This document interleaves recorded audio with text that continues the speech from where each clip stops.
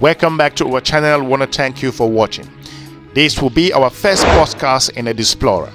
We will pick up a topic, we will examine it in details, and also share with you some very important research, and also explore it from the academic standpoint and also from geopolitical perspective as well.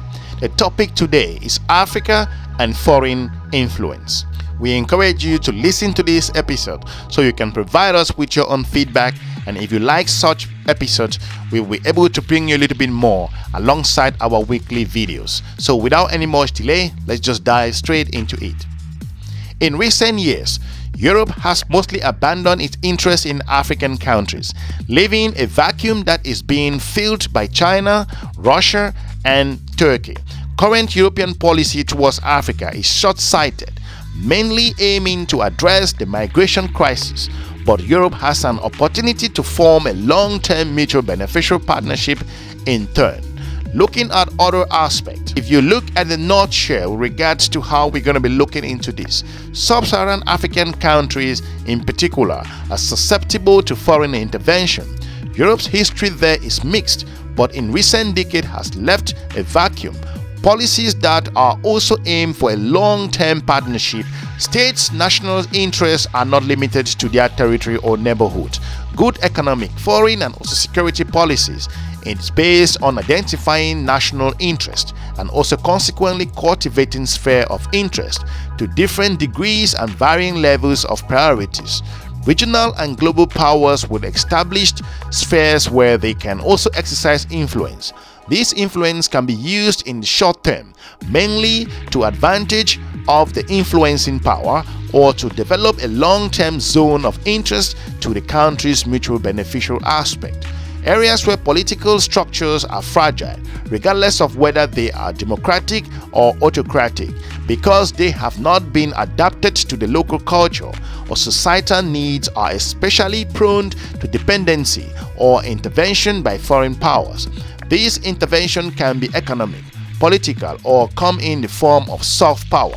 Sub-Saharan Africa is especially prone to foreign influence, which has overwhelmingly shaped its political, economic, and even culture. There is a long history of this particular intervention.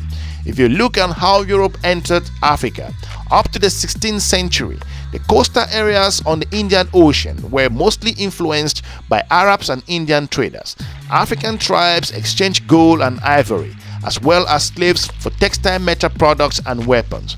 With the arrival of the Portuguese navy and traders in the 1500s, European countries continued the practice of coastal trading on both the Atlantic and Indian Ocean coast.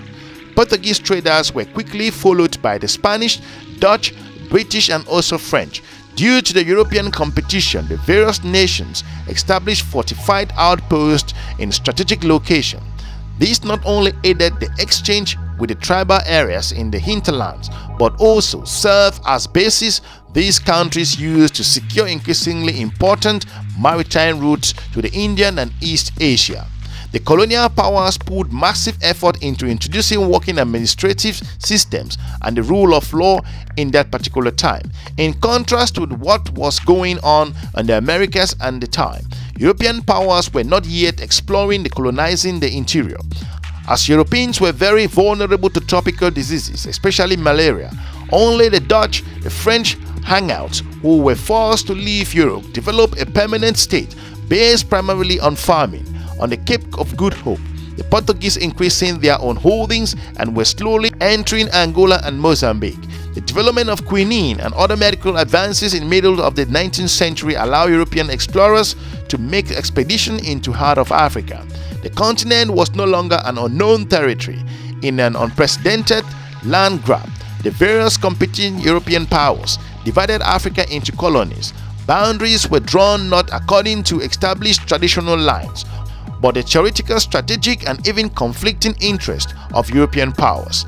Moving ahead, although atrocities occurred in the course of colonization, it must be noted to the credit of the colonial powers that they put massive effort into introducing working administrative systems and the rule of law. They established infrastructure including roads, railways, and also manufacturing, and took responsibility for education, both primarily and secondary. the improved health system leading to the largest increase in native population. Due to the colonization, Africa had a stable political structure from the 19th century to the 1950s, though it has become a sphere of the relevant European powers.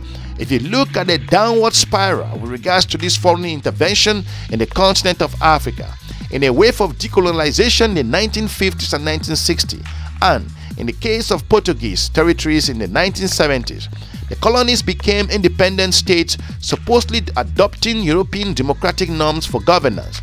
These new entities were artificially multi-ethnic states with borders that has been defined by the colonial powers. None of this evolved from historically or cultural presence. Most of the new countries became failed states, corrupt, haunted by political instability, disease and war. This was the ideal environment for all sorts of foreign intervention. In several former French colonies, including a former Spanish and former Portuguese colony, France successfully introduced a currency linked to the French franc and later to the euro. This was beneficial for France as well as for the 14 African countries concerned: Benin, Burkina Faso, Cameroon, the Central African Republic, Chad, Equatorial Guinea, Gabon, Guinea-Bissau, Ivory Coast, Mali, Niger, and the Republic of the Congo, Senegal, and Togo, as it provides them with some monetary stability. Sometimes other former colonies in sub-Saharan Africa lacked. This is one of the rare success stories of foreign influence in the continent of Africa. During the Cold War, the Soviet Union began initiatives to destabilize regions in Africa or increase its influence there, especially notably were its activities in civil wars in Angola and Mozambique. In Angola, mainly Cuban mercenaries fought on behalf of Soviet interests. Zambian President Kenneth Kaunda, Robert Mugabe of Zimbabwe, and Joshua Nkomo in Rhodesia Civil War, as well as Samora Machel in Mozambique and Patrice Lumumba in the Democratic Republic of the Congo, were just some of the leaders who enjoyed Soviet support at the time. In the 1960s, the region of Katanga in the Democratic Republic of the Congo and the region of Biafra in Nigeria had very justifiable reasons for wanting independence from their respective countries. These independence movements were put down with terrible bloodshed at the time. The United Nations and the major foreign powers supported the sides that committed the atrocity, the national governments. Moving forward, considering the entrance of China with regards to the African continent, Sub-Saharan Africa has now returned as an area where foreign powers are competing for influence. It remains a very fragile environment and very competitive at the moment. Africa is also a rich endowed continent with crucial geographic locations between South Atlantic and Indian Ocean. It has a wealth of minerals, energy, water and cultural potential. Many consider the highly fertile rate on this continent a curse, but it's rather an opportunity. So to point out, with an emerging continent that is striving to become one of the most competitive regions in the world, we must not forget that the high birth rates combined with increased life expectancy usually are strong drivers of economic and development. China wants to enlarge its sphere of influence to Africa to secure its economic and geographic advantages. Over the last 30 years, Africa has become a focus of its assertive China, which sees the continent's potential. China wants to enlarge its sphere of influence to secure its economic and geographic advantages. Africa had become a strategic vacuum, widely abandoned by its former colonial powers, with corrupt leaders and also internal conflict fueled by flawed state structures. Those factors made it easy to infiltrate and also gain influence in various countries. However, not every African country leader is corrupt. Some have driven their country to prosperity and growth, as we all have seen so far. China helped African countries fund the construction and infrastructural projects. It's becoming an increasingly important market for several of them. More and more Chinese are active in the sub-Saharan African region.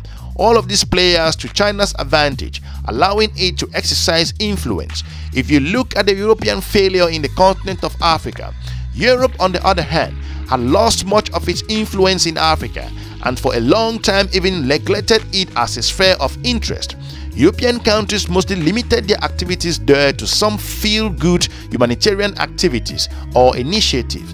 Though also some good intentions should not be dismissed, and especially the hospitals and schools established by Christian organizations have been very helpful in many cases, developing the wasted, harmful and also developmental projects that European governments and also fundings that they have given to help some African countries should never be dismissed entirely. Africa has now reappeared on Europeans' political and public radar, not for the right reasons, but instead because of the threat of mass immigration. Young Africans crossing the Mediterranean are causing a migration crisis in Europe, so too does other continents and other countries across Asia who are coming to Europe and causing migration issues, according to documents, dividing public opinion, complicating the political landscape and shaking the very foundation of European Union. This is a terrible sign of European weakness. European leaders are now traveling through Africa, promising economic and social aid with the hope that it will keep people from migrating as well as help African governments contain the flow and take migrants back.